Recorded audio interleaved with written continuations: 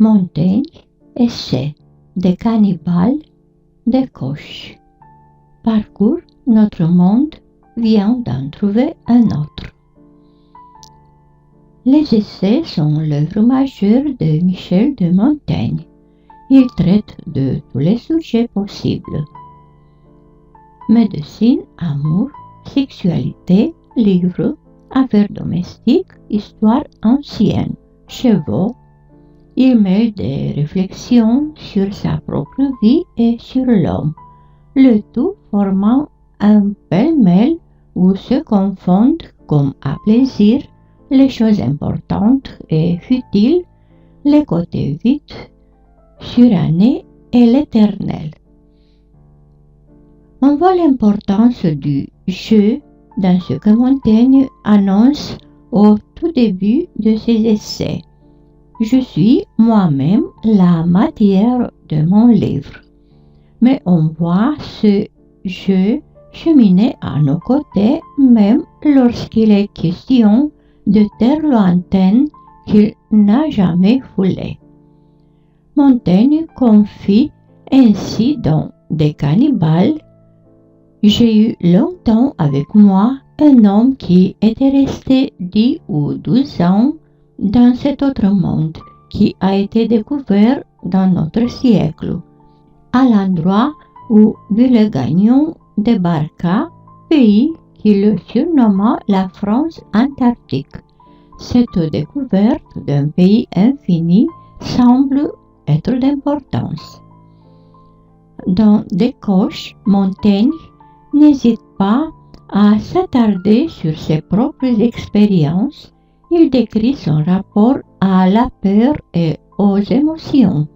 Il avoue qu'il ne se sent pas assez fort pour soutenir le coup et l'impétuosité de ce phénomène de la peur, ni d'une autre impression violente, parce que c'est lui qui mène l'argumentation et il prend le soin d'exprimer clairement son opinion. Montaigne entame la rédaction de ses essais au moment où les ouvrages sur la pensée antique connaissent un succès croissant. Par exemple, les traductions en français et les compilations des écrits de Platon, Cicéron, Sénèque et surtout Plutarque. Les essais sont ainsi une leçon de tolérance, ce qui apparaît dans un célèbre passage où Montaigne oppose la barbarie des civilisés et des colonisateurs du Nouveau Monde à l'innocent bonheur des cannibales, tout proche de l'état de nature. Nous les pouvons donc bien appeler barbares au égard aux règles de la raison, mais n'ont pas eu égard à nous, qui les surpassons en toutes sortes de barbarie. Le contexte des Coches. Dans ce chapitre publié dans l'édition des Essais, Montaigne aborde la question de la colonisation européenne du Nouveau Monde et notamment les conquêtes sanglantes du Mexique et du Pérou par les conquistadors. Il explique comme deux civilisations entrent en contact et révèle leurs différences, confrontation qui lui permet de dénoncer la fausse supériorité militaire des Européens et de faire l'éloge de la vertu des Amérindiens. L'éloge est le mythe du bon sauvage. Montaigne fait l'éloge des Indiens d'Amérique face aux Européens en mettant en valeur leurs nombreuses vertus: hardiesse et courage, fermeté, constance, résolution contre les douleurs et la faim et la mort. Principes qui font des Indiens de véritables philosophes stoïciens. Le stoïcisme est une philosophie antique préconisant la fermeté morale et le détachement des passions pour accéder à la sagesse et au bonheur.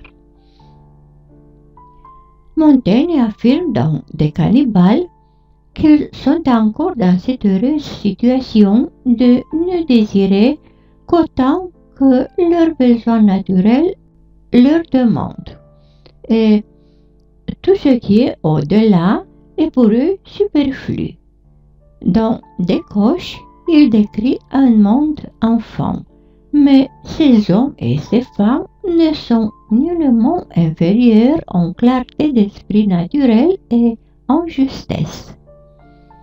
Le chapitre intitulé Descoches peut surprendre le lecteur parce que Montaigne annonce « Notre monde vient d'en trouver un autre ». Ici, l'auteur fait lui-même un parallèle avec le chapitre 31 de son livre premier, Témoins mais cannibales. Un autre monde, c'est le monde des peuples injustement méprisés, et dès le début de son texte consacré aux cannibales, Montaigne interroge la notion de barbare. Les Grecs appelaient ainsi tous les peuples étrangers. Montaigne prend la curiosité et la réflexion.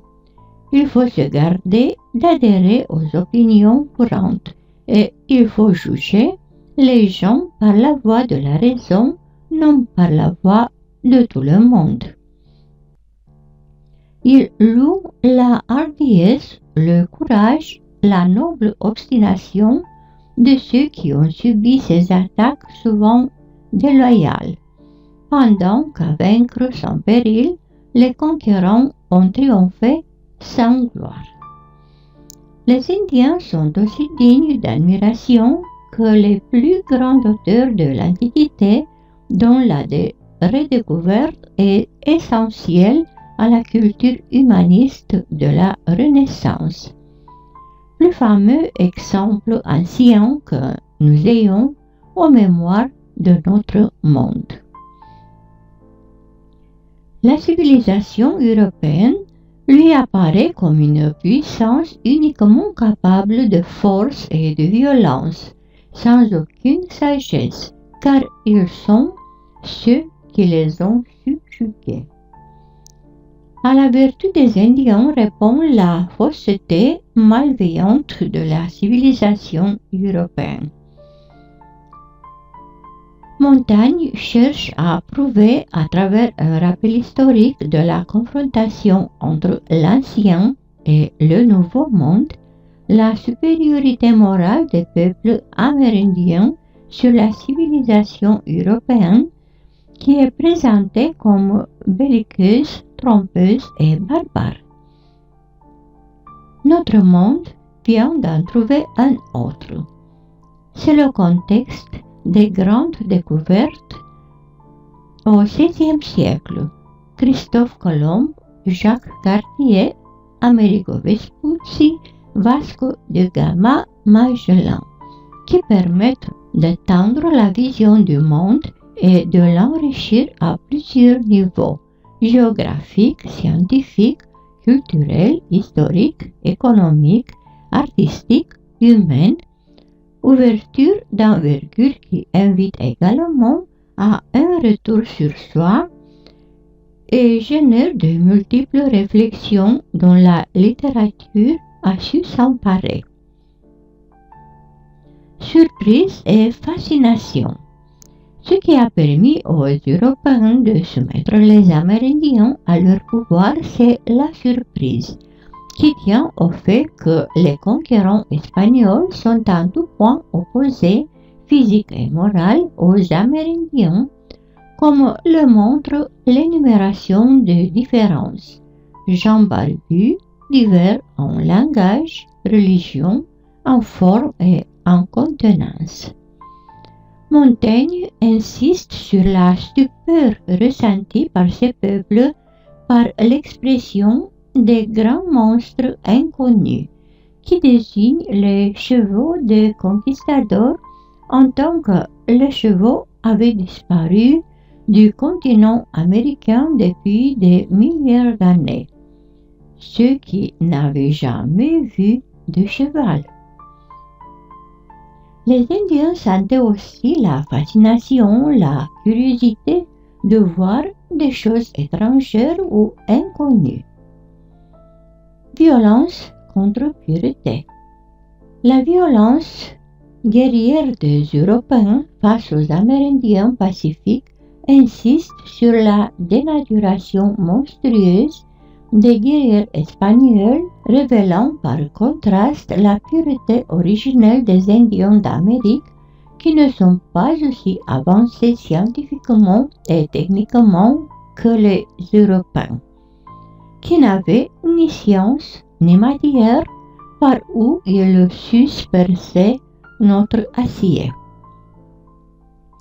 L'antithèse entre l'image violente des foudres et tonnerres de nos pièces et arquebuses d'une part et les arcs, pierres, bâtons et boucliers de bois d'autre part souligne l'inégalité de deux belligérants.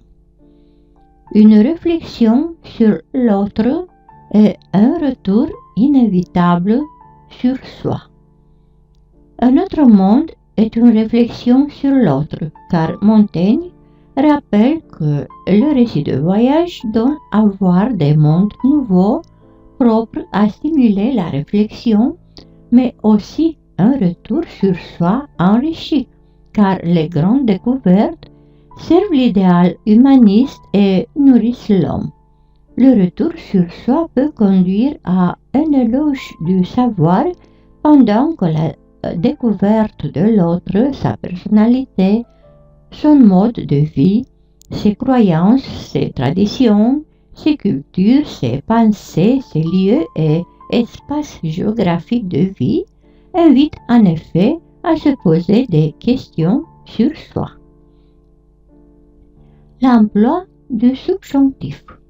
Dans le texte Un endroit du monde où il n'avait jamais imaginé qu'il y eût habitation quelconque, le verbe eut est conjugué au subjonctif imparfait parce que le verbe se trouve dans une proposition subordonnée complétive conjonctive, complément d'objet direct du verbe avait imaginé, sous la forme négative qui exprime un sentiment ou une opinion. Quand le verbe principal avait imaginé est conjugué au passé, plus que parfait de l'indicatif, la concordance des temps exige que l'on utilise l'imparfait du subjonctif eu pour exprimer une action simultanée. Le subjonctif imparfait se trouve constamment dans le français du XVIe siècle, mais il n'appartient plus à la langue courante d'aujourd'hui. Il traduit une valeur de doute, voire l'impossibilité, car pour les Amérindiens, le fait que les êtres humains aient pu habiter sur une autre terre que la leur est une chose qu'ils n'avaient pas même envisagée. Introspection et observation du monde. Les essais se distinguent de toute la littérature de vulgarisation du XVIe siècle par la place fondamentale accordée à l'introspection et au jugement personnel. Les essais sont également une observation du monde à travers les livres.